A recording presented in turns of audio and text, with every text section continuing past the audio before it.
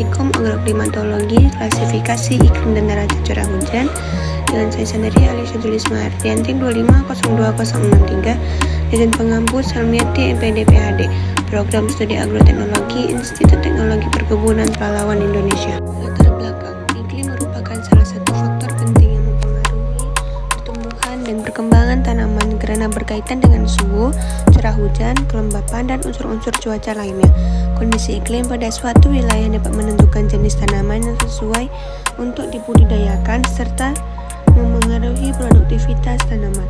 Oleh karena itu, diperlukan klasifikasi iklim untuk mengetahui karakteristik iklim suatu wilayah berdasarkan unsur-unsur iklim tertentu, terutama curah hujan.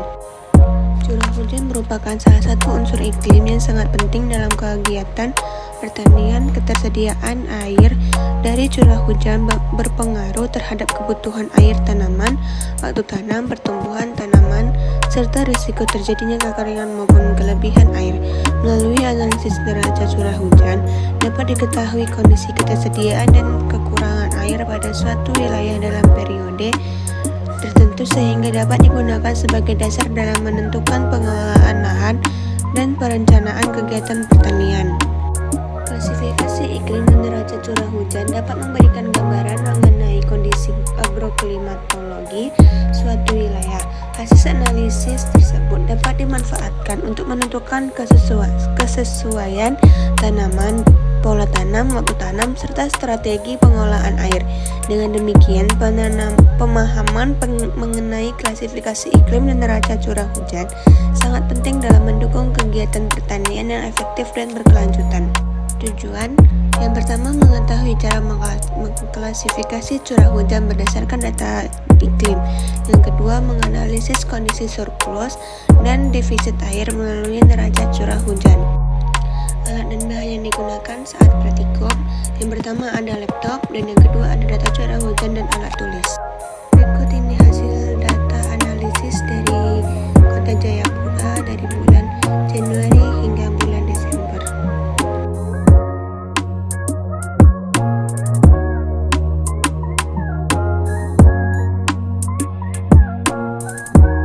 Pembahasannya, berdasarkan data curah hujan Kota Jayapura selama 10 tahun terakhir, yaitu tahun 2015 sampai tahun 2024, terlihat bahwa curah hujan setiap bulan relatif tinggi dan memiliki pola yang cukup teratur.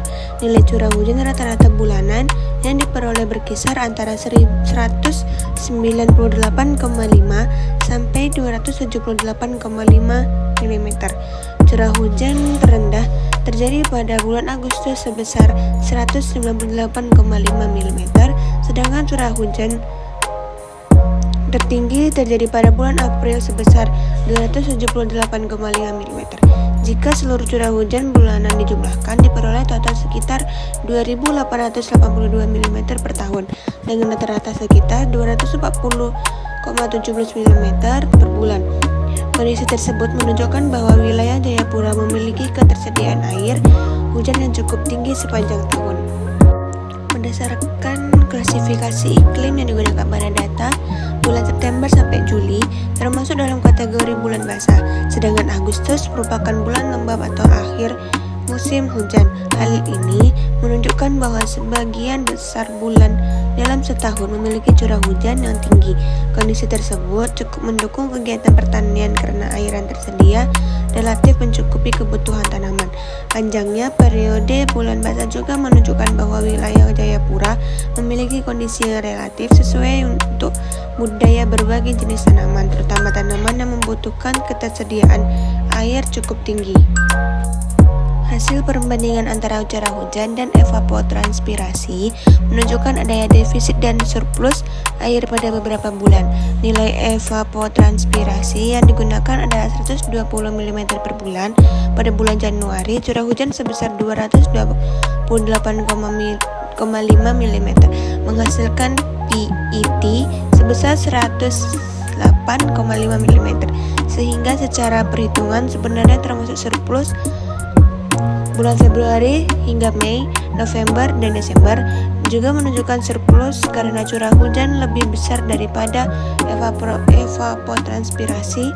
Berdasarkan tabel bulanan ditandai sebagai defisit adalah Januari serta Juni sampai Oktober, sedangkan surplus terdapat pada Februari, Mei, dan November, Desember, masing-masing sebanyak 6 bulan. Dengan demikian, interpretasi neraca air menunjukkan adanya periode kekurangan air yang perlu diperhatikan dalam pengelolaan tanaman. Berdasarkan hasil analisis tersebut, rekomendasi pola tanam tanpa irigasi teknik menempatkan September sampai Juli sebagai periode musim hujan yang dapat dimanfaatkan untuk menanam padi, kangkung, sawi, bayam, terong, kacang panjang, pisang, nanas, ubi jala, dan talas. Pada Agustus sebagai akhir musim hujan, tanaman yang dapat dipertimbangkan antara lain jagung, kedelai, kacang tanah, singkong, tomat, cabai, mentimun, dan pare. Pemilihan tanaman tersebut disesuaikan dengan kondisi ketersediaan air, sehingga diharapkan dapat mengurangi risiko kekurangan air selama pertumbuhan.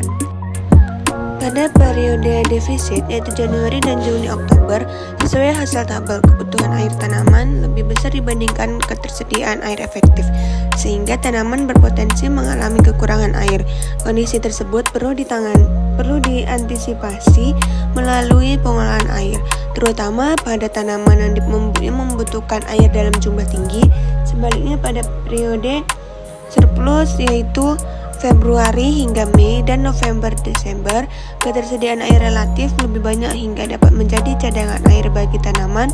Namun, kelebihan air juga perlu dikelola dengan baik melalui drainase agar tidak menyebabkan genangan pada lahan.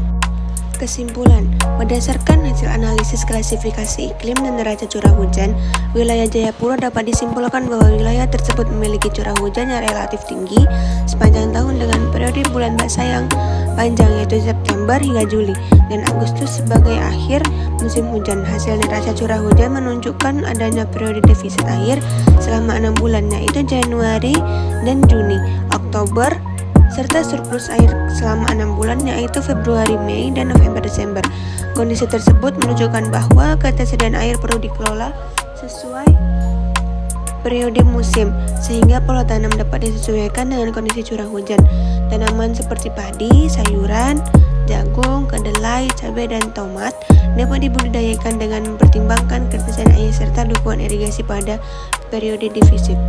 Sekian dari saya, terima kasih. Wassalamualaikum warahmatullahi wabarakatuh.